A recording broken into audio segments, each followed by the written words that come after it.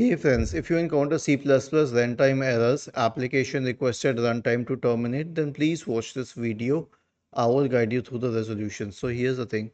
Search for Microsoft C++ redistributable in the search bar. Go to Microsoft C++ redistributable.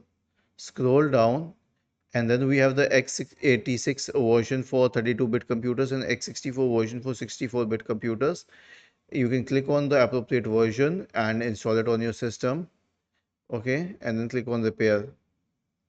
Now this should help in most of the cases, but if it does not help, then search for command prompt in the Windows search bar.